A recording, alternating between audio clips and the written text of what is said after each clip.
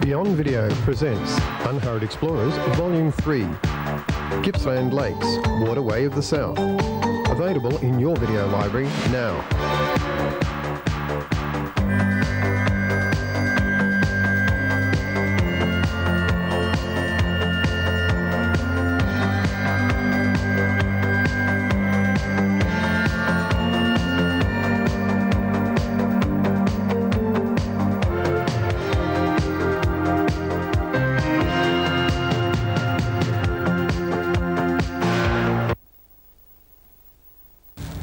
It's a cold July day.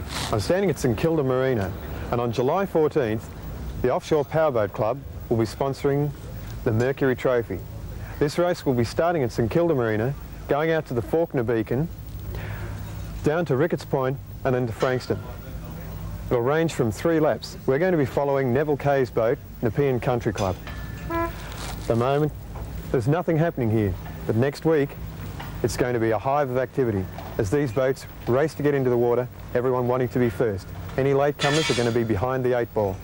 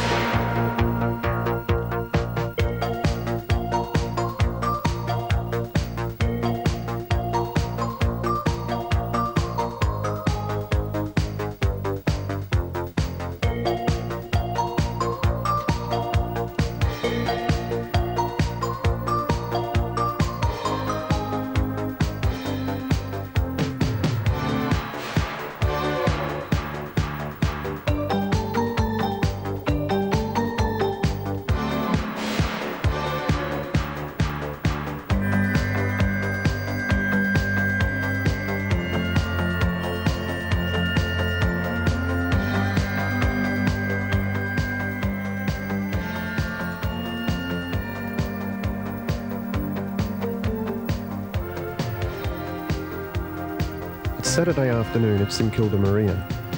Nev Okay's boat, Nepean Country Club, arrives for scrutineering. All the boats have to arrive for scrutineering the day before the race. They have to make sure that all their equipment is in go condition. They also need charts, medical certificates, and everything else that goes with racing efficiently.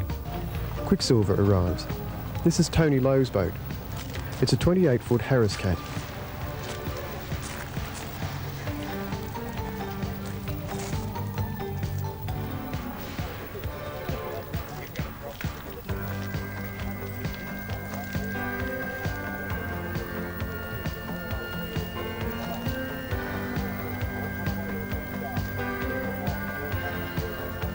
You don't realise the size of the boats until you actually stand near them. When you look at those motors, they're 6 foot. They're the size of an average man. Super Steel 2 arrived. This is a 23-foot Shark Cat.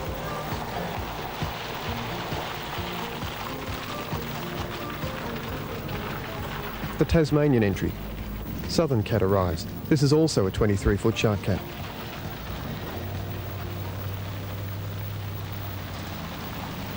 We're here with Gordon Johnston. Osprey's been a fairly old boat. This one's an updated version, is it? Yeah, this is the new factory, 4 months old.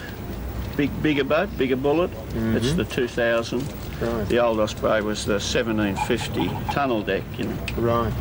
I believe she's only 4 months old. Yeah, it's only had one outing in South Australia. Right. Did it win? Yeah, successful in the senior men's and a couple of other state titles while it was over there. Very good. And this is its second outing, is it? Yeah, this will be its first try in the blue water. Right. How do you think it'll go? Well, the factory seems to think it's good enough, so we'll give it a shot. Fair enough, that's really good. This is Barry and John, and they've got the Stoker. I believe this one's new into Australia. Yes, it arrived in the country December last year. Right. From where? From America. From America. Via New Zealand. Right. Where are they actually made? They're made in New Zealand under licence. Right. Now this one's a tunnel hull, isn't it? Yeah, it's called. It's a class of its own. It's called a Mod VP, isn't it? Yeah, Mod VP. Right. And how many races has it had, John?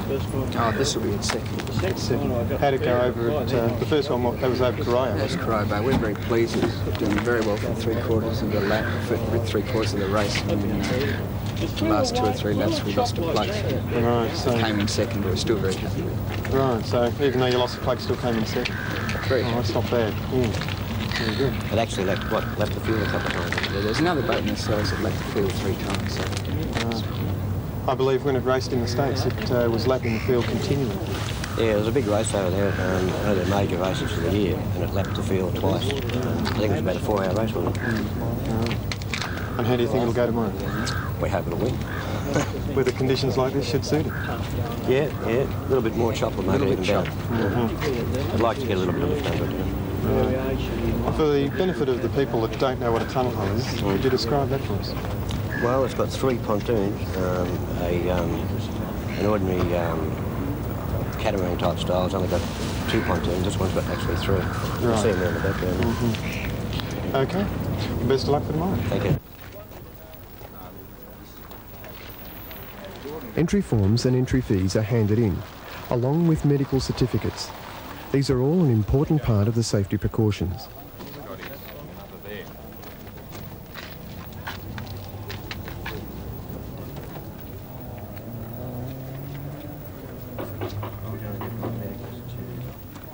Last details are discussed, however the course will not be finalised until tomorrow, due to the possible change in weather conditions.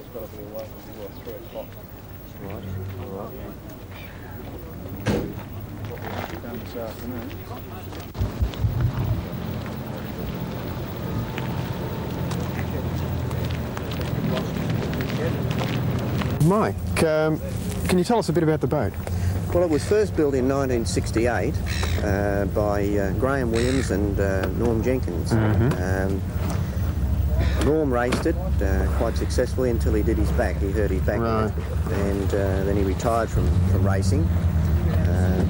He sold it to Nev Okay, and Neville raced it for some years successfully. He won the Epilogue 4-hour enduro race, and run second in the 3-hour race, and then run second, I think, in the second event.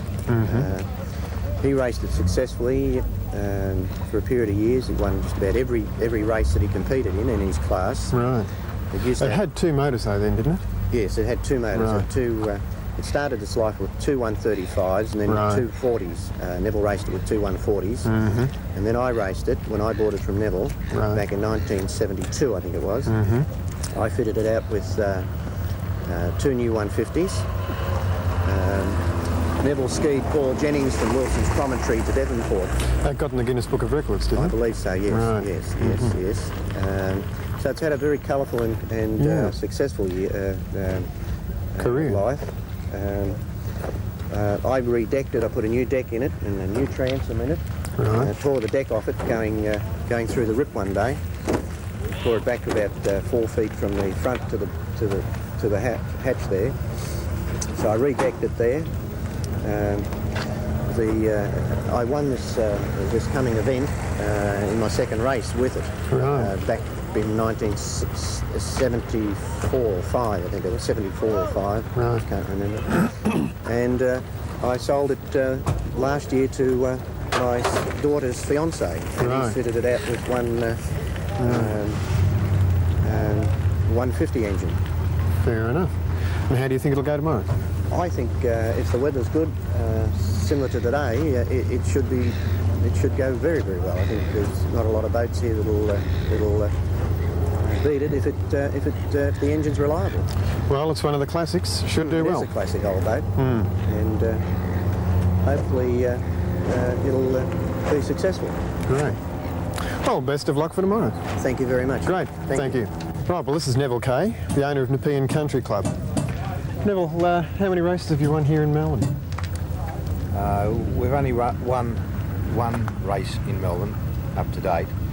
We've only raced in one race, which was in January, the Around the Bay race. I went to Portsea and back along the coast, Sorrento, Rye, Dramana, Mornington, Mordialloc, back to St Kilda here. Right. You're mainly racing in New South and Queensland, is it? No, mainly Victoria.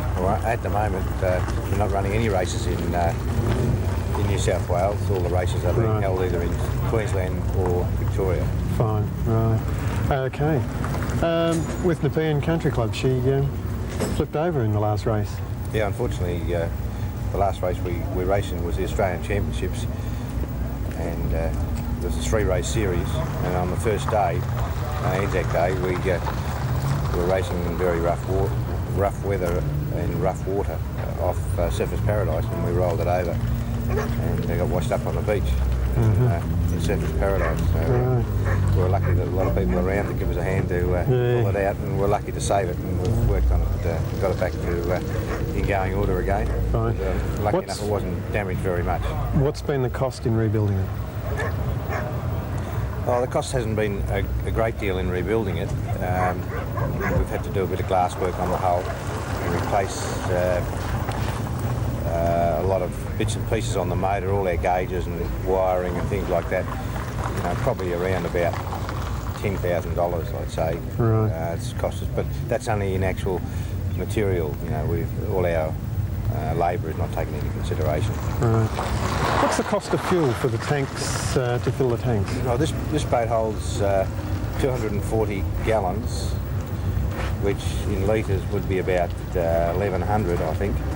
A rough calculation, and 74 cents a litre. So what's that? A lot of bucks. $800, is it? Yeah. And how long would that last you in the race? We don't fill it up for every race, you know. We just take enough for the race. Now, 240 gallons or 1,100 litres would give us we burn about 60 gallons an hour. So we've got 4 hours of running when the boat is full. Right. I notice it's called Cedar Lakes Country Club when it's in Queensland and Nepean Country Club in Melbourne. Yeah. What's the reason for that? Well, we're sponsored by Cedar Lake Country Club in Queensland races, and Nepean Country Club when we're racing in Victoria. Right, fine. Not anyway. What size are the motors on the back? They're 4 2.4s, 200 Mercury outboards. They were 220 outboards, and they've changed their. Now the 220 have gone back to a 200. Right. Fine. And the blades, I noticed they're fairly sharp-looking blades. Oh, the propellers, yeah. Yeah, the blades on the propellers are very sharp. You know, you can cut yourself quite easily when you're putting them on and taking them off. So you've got to be very careful. But they've got to cut through the water, so they've got to be fairly fine. Yes. The cost in general of a boat like this, what would it be? Oh, the cost to set up and run a boat like this with the equipment, you know, we have a special truck to tow it,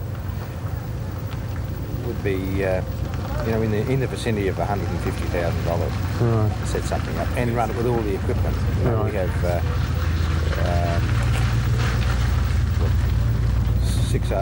8 other motors besides these here, and with all the equipment we've got, approximately around about $150,000. I notice you carry spare power plants with you as well. Yeah, we're not so much in Victoria because we're based in Victoria, but when we go up north, as you can see, we've got 2 trucks, and when we go up north, we fill both the trucks with spares and spare motors and spare power heads and spare lower units, because a lot of the gear we run is specialised gear. Yes, exactly.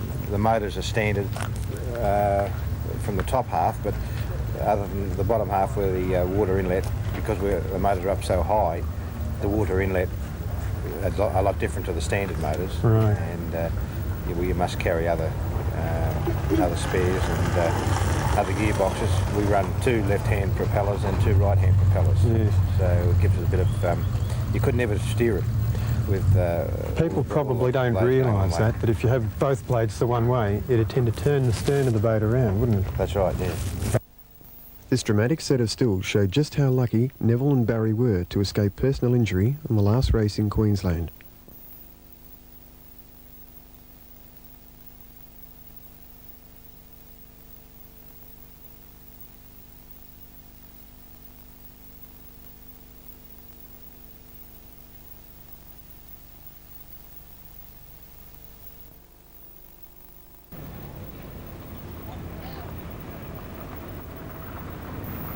In fact, the weather conditions deteriorated overnight so much that the race had to be postponed from the 14th of July to the 28th of July.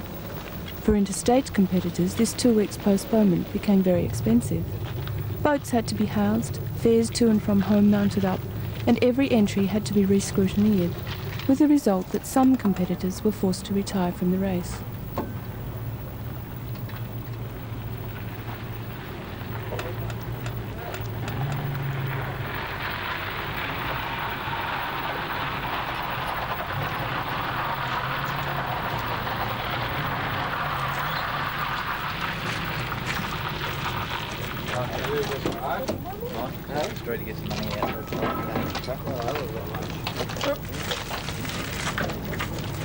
Check safety equipment, mainly safety equipment, that the boat is seaworthy condition, and you know, they've got flares and they've got a torch,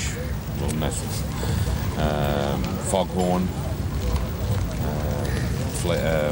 first aid kits, life raft, life buoys. They're carrying everything on the boat that it's necessary that if they're out there and they have a problem, they've got something to help themselves with.